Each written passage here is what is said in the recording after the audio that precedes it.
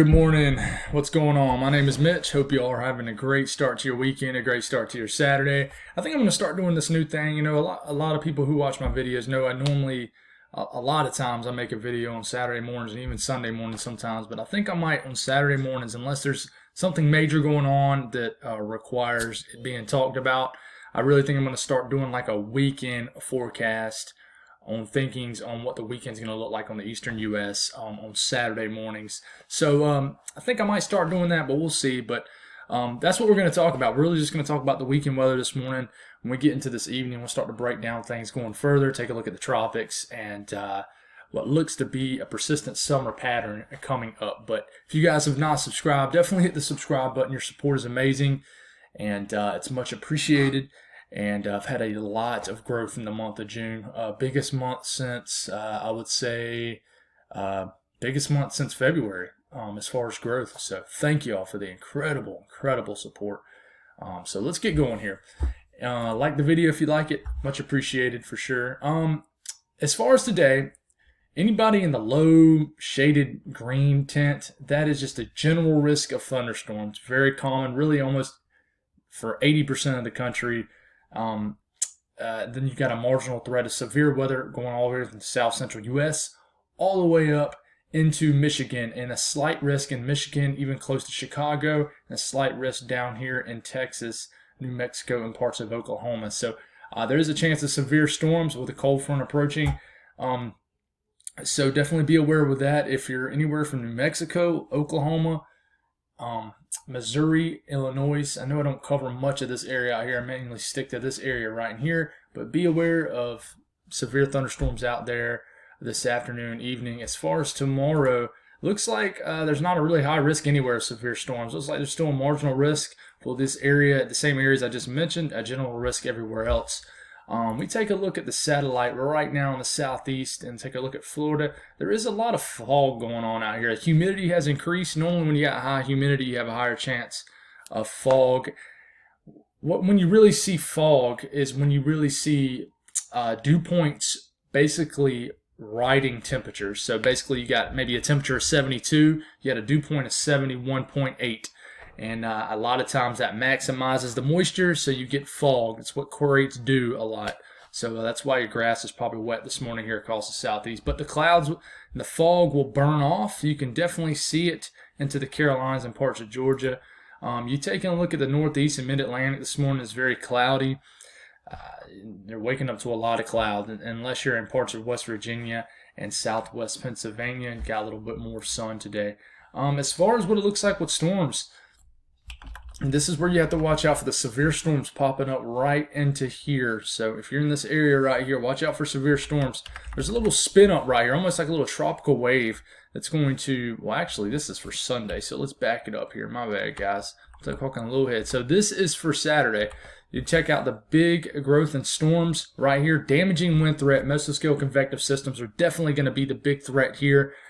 Up into here, there's going to be some more isolated supercells in the Michigan, so watch out for that area. But, you know, you check out this little tropical system down here. This is not a big deal. It's like a little tropical wave. And then in the Carolinas into Georgia, maybe Virginia, you basically have sea breeze thunderstorms as you have a ridge of high pressure up here, providing a kind of west, I would say west, east to west flow. More like a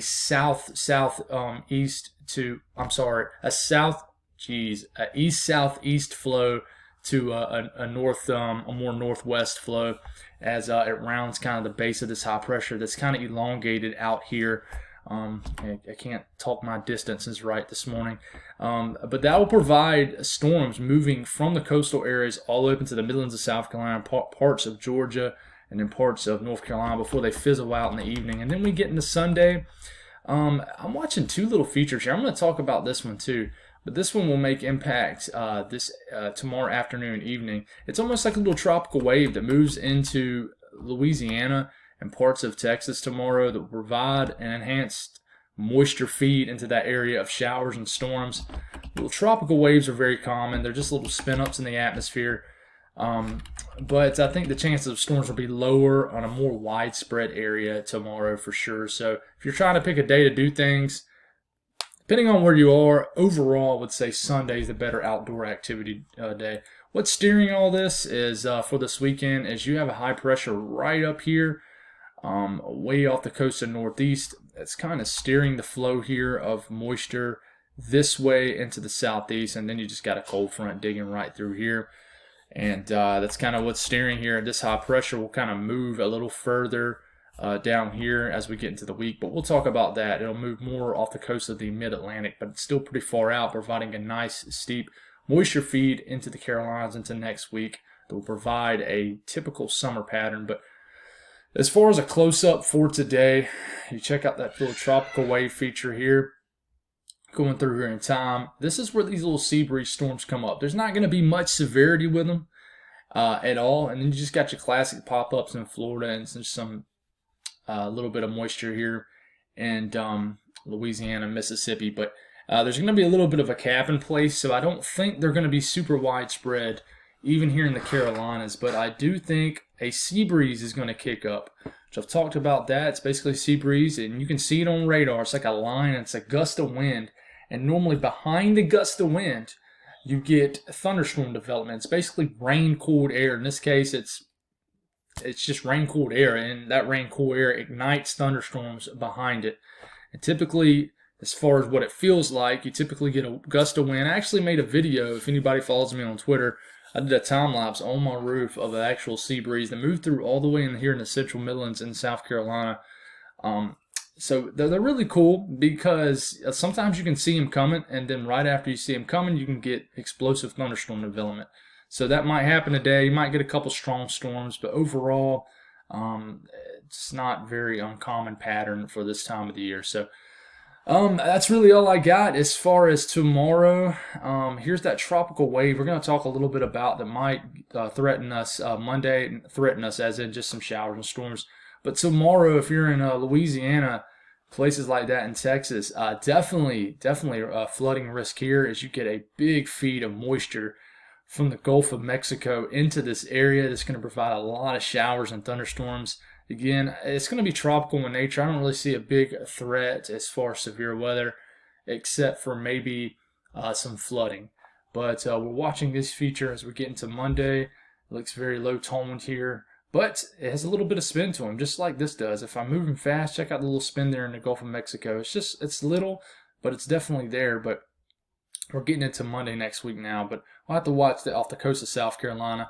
I think this will be an interesting thing to look at on radar as it's moving into the coastal area. So we'll watch that. It's not going to develop. There's no chance of it developing. There's Hurricane Center's not even mentioning it. But we'll continue to monitor the weather. I hope you all have a great weekend.